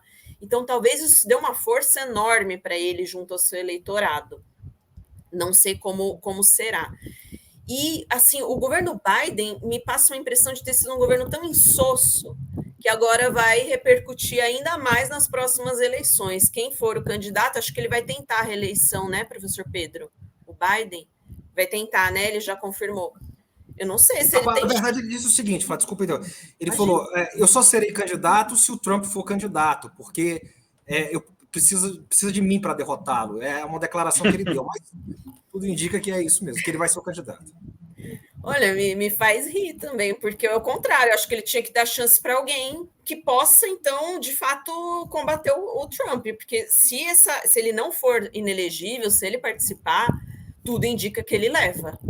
E principalmente por culpa de um governo Biden muito insosso, muito... Não tem uma palavra para descrever, mas não teve um momento de brilhantismo, que ele tenha feito algo de fato relevante, nem como propaganda, Então, como que ele acha que só ele consegue derrotá-lo, né? Derrotar o Trump? Eu fico assustada de ver esse tipo de coisa. E assim, se ele voltar, aí o que acontece? Com a volta do Trump, essa coisa que eu falo da extrema-direita, né? Essa rede internacional, isso atiça de novo no resto do planeta, inclusive para a gente aqui na América do Sul. Né? E a gente já tem o nosso fórum da extrema-direita mundial, que é o CEPAC, né? Vai virar um showbiz daqui a pouco, porque se ele volta, fortalece, né? São essas redes aí dessa vertente política. Então, me preocupa o que vai ser Brasil 2026, de novo, né? Você vai atiçando essa corrente. E outra coisa interessante, aí só para terminar falando do Biden, né? Como, independente de serem democratas ou republicanos, o Biden mantém a relação e a relação ruim com a China e muitas das medidas que o Trump tinha feito em termos comerciais, né? Falando de política comercial externa dos Estados Unidos. Ele não revogou várias tarifas, né, que o Trump colocou contra a China, e inclusive os seus discursos foram extremamente assim agressivos com a China, né? Uma guerra comercial de fato. Ele não esconde. Então é impressionante isso. Talvez tenha sido um outro tiro no pé também, né? Não sei se ele tentou agradar a parte do eleitorado americano que é muito refratária à própria China e tentou manter esse discurso, pegou uma parte ali do Trump, mas também não deu certo, né? A política externa do Trump também me parece muito ruim, muito insossa, de novo a palavra. Isso. Bom, nós vamos fazer a nossa última rodada aqui e, obviamente, vamos falar de Brasil, né? Política externa brasileira. Então, a pergunta é muito simples e o que foi a política externa brasileira em 2023? A gente teve o slogan aí da própria política externa, né? O Brasil voltou, repetida pelo presidente Lula, pelo Celso Amorim, assessor especial da presidência para assuntos internacionais, pelo chanceler Mauro Vieira. O Brasil voltou, enfim, as viagens do presidente Lula, a participação. E essa é a primeira pergunta. O que foi a política externa do Brasil em 2023 e qual as expectativas para 2024? Lembrando que em 2024 o Brasil vai liderar o G20, né? O grupo do G20, que é o grupo das 20 economias. Então, Felipe Bueno. Bom, acho que não dá para a gente fugir do fato de que o Brasil, em 2023, em termos de relações internacionais, ele acabou sendo mais espectador, mais público que ator, né? Não dá para fugir disso. Eu acho que a primeira grande conquista do Brasil, em termos de relações internacionais, em 2023, foi o fato de que ele deixou de ser uma caricatura de si mesmo, deixou de ser uma paródia de Estado, deixou de ser uma paródia de governo, para voltar a ser um governo republicano em termos clássicos, né? Um governo democrático, um governo que é digno, né? Tem um presidente que é digno de representar o país, como é o Lula, como foi o Fernando Henrique, como foram tantos outros, e o antecessor do Lula, obviamente, não era. Então, gente, a gente não dá muito valor para isso no dia a dia, mas isso já é uma conquista, né? Isso já é uma conquista. A segunda coisa foi que onde o Brasil, mais próximo do nosso quintal, que tentou atuar, infelizmente, não por culpa dele, ele não conseguiu vencer, que foi a questão Mercosul-União Europeia. E a coisa vai entrar para uma gaveta, né? A gente já falou sobre isso, a professora Flávia já falou sobre isso, o professor Pedro também já falou sobre essa questão do Milei querer engavetar o Mercosul e tudo que envolve a ideia econômica da relação do Mercosul com outros blocos. Então, acho que nisso foi uma espécie de rearranjo, né? Rearranjo para 2024. O Brasil voltou ao tabuleiro, né? Voltou timidamente. Mas eu espero, né? Eu imagino, eu prevejo, mais uma vez sendo obrigado aqui a fazer previsões, né? Mas eu imagino que mais consolidado democraticamente em 2024 o Brasil possa voltar a atuar, voltar a opinar mais, tem uma diplomacia, todos nós sabemos aqui, tem um histórico de grandes serviços prestados à humanidade, né? Isso desde que o Brasil se tornou um país independente. Então, eu daria uma nota 7 e espero uma nota 8 para 2024. Agora a professora Flávia vai ser obrigada a dar uma nota. O Felipe Bueno, ele eleva muito o nível aqui do Moinho. Vai lá, professor. Desculpa, professor. Desculpa. E deu uma nota boa, até na média, né? 7. Dá para passar de ano. Dá para passar de ano. Eu concordo com a análise do professor Felipe. Foi uma volta mesmo do Brasil, mas uma volta enfraquecido, combalido, porque foram 4 anos de destruição dos pilares da política externa brasileira. Então, é uma volta em que você está sendo questionado, testado. O governo Lula está passando por isso. Agora, nesse finalzinho de ano, está um pouquinho melhor. Mas, por exemplo, a questão ambiental, em que o Brasil surfava anos atrás, nós éramos o principal país para discutir sustentabilidade no mundo. Não tinha uma mesa de negociação internacional sem o Brasil. A gente não precisava falar que nós defendemos, protegemos o meio ambiente. Isso era fato dado. De repente, a gente volta, então, para um governo normal, voltamos à normalidade, e a gente tem que ficar reafirmando, olha, o Brasil tem uma das legislações ambientais mais avançadas do mundo, a gente tem dificuldade de cumprir, é óbvio, por questões orçamentárias também, mas nós nos preocupamos, nós defendemos o meio ambiente, tem que repetir esse discurso à exaustão, porque a gente perdeu a credibilidade. Nós regredimos muito nesses 4 anos, e eu concordo, como a gente não discute muito política externa, o brasileiro ainda está muito distante desses debates, parece assim, não foi nada. Mesmo a esquerda às vezes acha que não aconteceu tanta coisa, não. O campo progressista às vezes acha que a política externa, isso daí passou já, não passou. Por isso que o Lula teve tanta dificuldade. Olha a diferença, governo Lula em 1 e 2, com a onda rosa, que o Brasil surfava, o Lula era o cara, né? O Obama disse isso, e para hoje, o Lula tendo que gastar saliva ali para defender o Brasil, para dizer, olha, não é assim, os ataques de aliados, né? A gente tem aliados na União Europeia, não é que eles são contra o Brasil, eles estão cobrando o que aconteceu no governo passado. Claro, isso, falando do acordo da União Europeia, tem um lado meio espertalhão, né, dos europeus que são protecionistas, a gente sabe que eles aproveitaram e muito disso que aconteceu. Porém, eles têm razão em usar esse trunfo. A gente entregou de bandeja, né, o motivo, então eles estão aproveitando. E o governo Lula tendo que reconstruir a imagem do país. Eu acho que fez um trabalho muito bom dentro das possibilidades. Não é mais o mundo de 2003.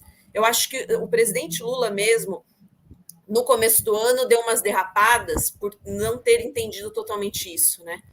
Não é mais aquele mundo da onda rosa. Então, ele sofreu, assim, alguns ataques mesmo, ele teve que responder à altura várias vezes. E, para finalizar 2024, essa presidência do G20 veio como um presente.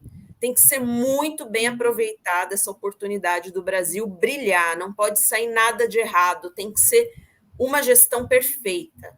Por quê? Porque isso é o que vai consolidar o que a gente fez em 2023 em termos de política externa. Qualquer derrapada volta para aquela loucura de, tá vendo o Brasil? Será que o Brasil é mesmo um país democrático, é republicano? Será que se preocupa com o meio ambiente? Então, eu acho que é uma oportunidade de ouro de consolidar o que foi feito, essa volta do Brasil.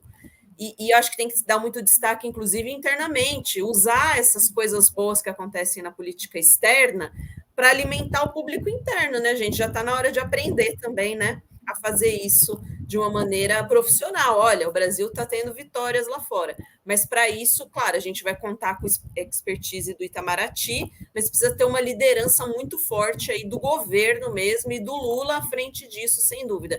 Eu sei que ele está dando muita importância para isso, já teve puxão de orelha nos ministros, né, para que dessem mais valor e mais importância ao G20, porque tem que ser uma presidência impecável e uma grande bandeira aí do Brasil em termos de política externa no ano que vem. Quando chegar novembro, que a gente vai passar a presidência para a África do Sul, a gente tem que ter avançado em alguns dos pontos de discussão, pelo menos dessa agenda que a gente vai propor. A nossa comunidade imaginária aqui quer saber a nota, né, professora? Eu esqueci da nota. Olha, eu acho que pode ser um range aí entre 6,5 e 7. Mas por quê? Não foi culpa nossa, não tinha um ambiente internacional favorável. Foi um osso duro de roer mesmo. Então, é por isso que eu dou uma nota ali um pouquinho abaixo da média até a média, porque foi difícil. E eu acho que é preciso que o governo perceba, né? Ele sabe o quanto foi difícil, e que o nosso campo perceba, porque a política externa tem que ser olhada com mais carinho também pelo campo progressista, porque pode ter várias vitórias que a gente vai utilizar aqui para mostrar, né? Mostrar o que o governo tem feito, o que o Brasil pode oferecer para o mundo. Eu ia falar mais uma coisa do G20, mas acabei esquecendo. Mas, enfim, é uma agenda que a gente tem que acompanhar. Lembrei que o Brasil está propondo a participação da sociedade civil pela primeira vez, né? Criar um fórum para a sociedade civil dentro do G20. Eu acho importante deixar uma marca nessa gestão, nessa presidência brasileira. Que seja isso, então, vamos abraçar isso e vamos levar como legado do Brasil à frente do G20. Mas é muito importante que proponha, tem que ter alguma coisa.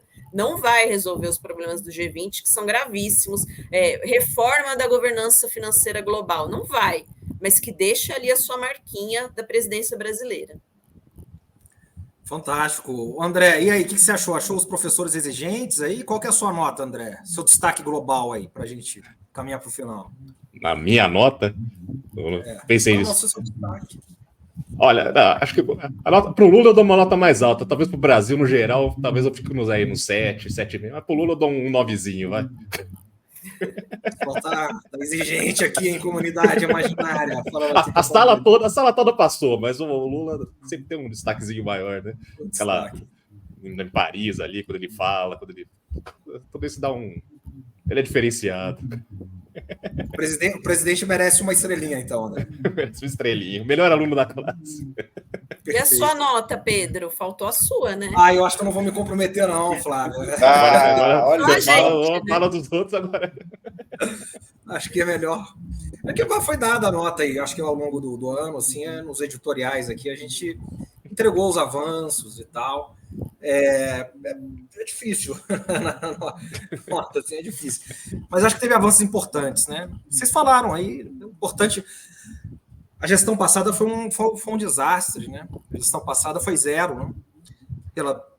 Enfim, um pária, né? Foi um pária. Então, difícil voltar esse ano agora. E eu acho que teve avanços importantes, né? Tem coisas que podem melhorar, podem avançar, mas foi importante.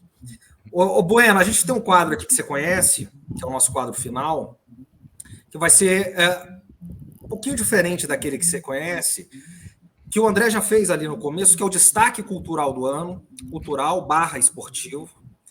O André falou que o dele é a Taylor Swift, não é isso, André?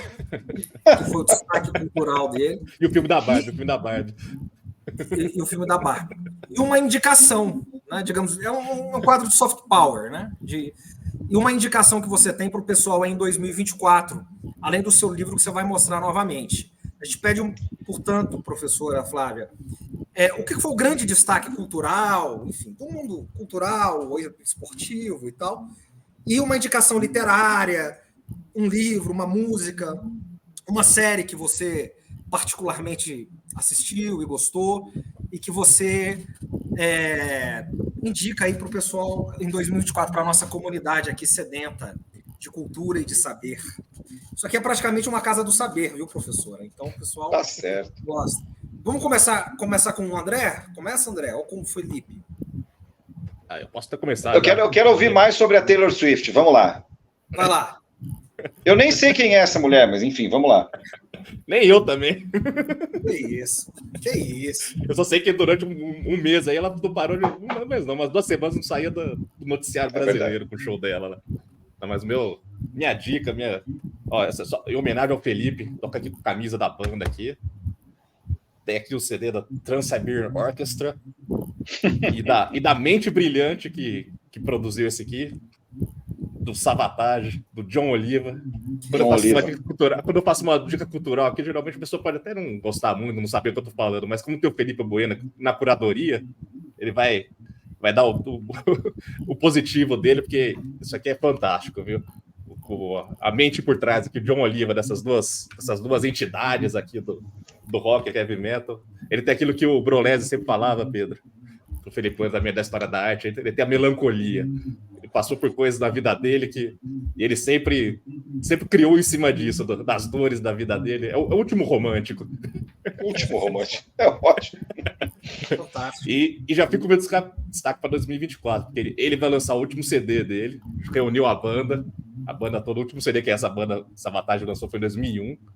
Aí em 2024 ele já reuniu a banda e vai fazer o último CD dele chamado Curtain Call, que é o que os Estados Unidos deviam fazer, viu? Tipo, sai por cima, acabou, para mim já deu, tudo que eu criei eu já fiz, e depois vou deixar espaço para os outros. Acho que não lembro quando aquele acho que março, por aí. Mas essas são as minhas dicas aí da finais do ano e para 2024. Fantástico. Pessoal, eu vou fechar com os nossos convidados, né? Nossas convidadas aí. Nossa convidada. O meu destaque está aqui. É um autor que eu tenho certeza que a professora Flávia gosta muito. eu sei que o André gosta e admira, e que o Felipe é um fã. Está aqui, Eduardo Galeano, Fechado por Motivo de Futebol. São contos do Galeano sobre futebol. Acho que você tem esse aí, Felipe? Tenho, sim. Tenho, sim. Não sei se com essa capa mesmo. Com essa capa. Tem aqui contos do Maradona, fantásticos, né? A gente fez um programa com o Jamil Chad ano passado, né, Felipe? Você participou com o Chad ou foi com o Marcos Uchoa? Não, foi com o João Canalha. O Canalha. Canalha. A gente fez uma série sobre futebol muito legal aqui no Moinho. E foi muito legal. Então, aqui tem muita coisa. Tem futebol argentino, futebol latino, uruguaio, brasileiro. Grande Eduardo Galeano. Esse é um dos grandes. Né? Tem as veias abertas da América Latina, enfim. Fechado por motivo de futebol. Ele pôs uma placa na casa dele, na Copa do Mundo, e quando as pessoas iam procurar ele, estava escrito isso aqui. Né? Durante a Copa, ele não fazia nada, ele só assistia jogos. Né? Inclusive, eu quero cometer uma inconfidência aqui, que nos bastidores o Felipe estava se lamentando aqui, com toda razão, porque essa gravação está ocorrendo no momento do Mundial, que está jogando Fluminense e Manchester City agora, 79 minutos, e 3-0 para o City. Então, ele falou, eu não acredito que você marcou justo na hora do Mundial. E realmente foi uma indelicadeza minha, porque eu achei que ia ser no sábado, geralmente é no sábado, né? Quando eu me dei conta disso, todo mundo aqui ficou arruinado, mas o papo foi muito bom, fim de ano, correria. Então, por favor, pessoal, curtam aí e compartilhem, né?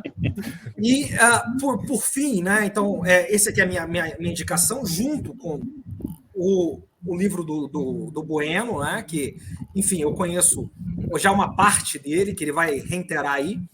E o meu destaque, né? Tá lá, ó, quase 50, fantástico. E, por fim, o meu destaque, eu vou dizer que é a música popular brasileira. Nós tivemos no Sarau aí do Nacife, no final do ano. Eu sempre posto aqui os nossos cards, recebi uma mensagem carinhosa de uma das nossas espectadoras, aqui dos nossos espectadores, falando, eu adoro as músicas que você posta. Então, aqui já está todo mundo aqui, ó. A Flávia vai falar o dela, o André não tem redes sociais, ele é um misantropo, mas o meu Instagram é pedro.costajr, eu posto sempre uma música popular brasileira, quase que invariavelmente é uma música popular brasileira.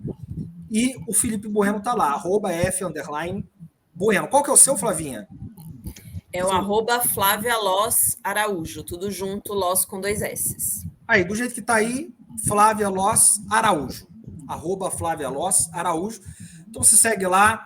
E aí eu fiquei muito feliz que a quem me escreveu, depois eu preciso pegar o nome, falou, eu adoro a trilha sonora que você posta. E, enfim, esse programa aqui mesmo, não, o da semana passada foi Belchior.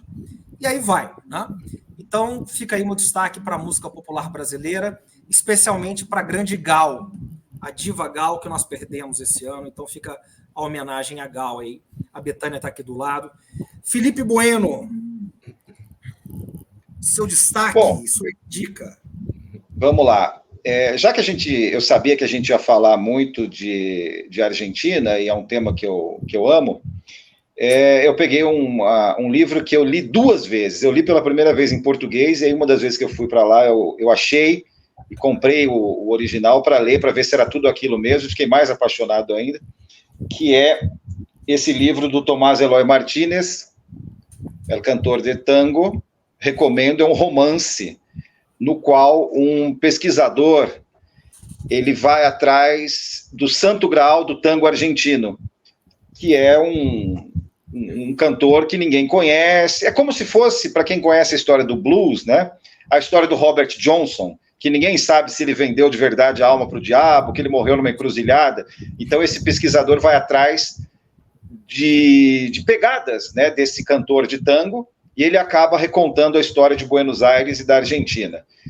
Talvez ele dialogue, eu vou ser um pouco exagerado, mas o Tomás Eloy Martínez é um enorme escritor, né, desses modernos, mas ele dialoga com o Aleph, do Borges, né, para dizer o mínimo. Né? Então, é um livro que é maravilhoso, fácil de ler, ele tem 250 páginas, assim, a versão em português está disponível aí, a Companhia das Letras, se eu não me engano, mas quem quiser, quem puder ler o original, é sempre muito mais legal, né? E musicalmente, já que o professor, ele é de Minas Gerais, e a professora Flávia falou do Clube da Esquina, eu vou deixar como recomendação aqui musical algo que eu estava ouvindo recentemente e também conversa com o rock progressivo e com o metal progressivo que o André defende tanto, que é uma música chamada 1974, de uma banda chamada O Terço, que teve entre suas fileiras o maravilhoso Flávio Venturini, né? Que foi um enorme, né, compositor, cantor, organista, violonista, tudo que existe de instrumento musical ele já tocou, canta maravilhosamente bem, compõe muito bem. E essa música é uma das músicas que o Terço é uma instrumental de uns 10 minutos, lindíssima, né? Que o Terço compôs nos anos 70, né? E aí o Flávio Venturini depois sai do Terço e monta só o 14 Bis, depois faz uma carreira solo brilhante, né? Então, eu fico com essas duas sugestões para fechar o ano e já esperando a volta, né? Porque Flávia, né? Professora Flávia, ele vai chamar a gente para falar 2025. Prepare-se, invente uma desculpa, porque vai ter isso aí. Eu conheço esse cara, viu? Eu conheço. Com certeza. Nós vamos fazer. Eu tô pensando aqui, enquanto você tava. A Gal morreu foi no outro ano, né? Eu acho que eu tô meio. Vou fazer serrata aqui enquanto há tempo. Mas então foi no finzinho. Pera aí, que eu já nem lembro mais, mas acho que foi no finzinho. Acho que foi no fim do ano passado, é. Bom, enquanto isso, o André vai ver aí pra gente, mas acho que foi no fim do ano passado. Viu? Foi novembro de 22. Novembro de 22, é mesmo. Mas morreu para vocês, ingratos, porque para mim ela tá viva. É isso aí. Viva Gal. Flavinha, você vai fechar o mundo ao moinho para nós de 2024. Suas palavras serão as finais, definitivas. Ai, gente, cabais. responsabilidade. Vai sacramentar. Falar de dica cultural depois de vocês dois é demais para mim, né? Porque gente, eu tô saindo da caverna agora, depois do doutorado. Eu nem lembro o último filme que eu vi. Então, assim, eu vou pela música, que foi uma coisa que eu consegui ainda fazer em termos culturais, porque o resto nada. Então, uma cantora que acho que vocês conhecem, a Açucena, que inclusive fez um show em homenagem a Gal em 2022. Eu não consegui ver o novo álbum dela, o novo show, não fiz nada, mas a Açucena é alguém que eu acompanho, até uma pessoa muito querida minha, que é a Valéria Graziano, que trabalha com a Açucena. Um beijo para a Val, se ela ver esse vídeo. Mas a Açucena acho que vale muito a pena acompanhar, não só com uma pessoa maravilhosa, mas uma voz, que para a pessoa fazer uma homenagem a Gal, gente, vocês têm uma noção da qualidade, né? E ela está numa carreira solo agora, de muito sucesso, tem feito vários shows, e eu recomendo tanto escutar no Spotify, alguma rede aí, mas também os shows dela são maravilhosos, uma presença de palco que emociona muito, assim. Fantástico. É isso, né, André? Obrigado a toda a nossa comunidade, foi um prazer estar com vocês, fortalecendo aqui o nosso espaço, vocês fortalecendo aqui. Obrigado de coração, obrigado, Felipe, um prazer estar aqui, ano que vem estaremos juntos novamente. Obrigado, professora Flávia, prazer estar aqui, valeu a pena a espera, viu, Flavinha? Foi maravilhoso. Obrigada. Valeu. André, nosso comparsa, valeu, muito obrigado. Valeu, Pedro. 2024, vamos tirar um pouquinho agora de folga em janeiro e voltamos com tudo, se Deus quiser, com muita força aí para discutir os principais temas internacionais ano que vem. Beijo a todos e todas, valeu. Beijo a todos, até 2024. É.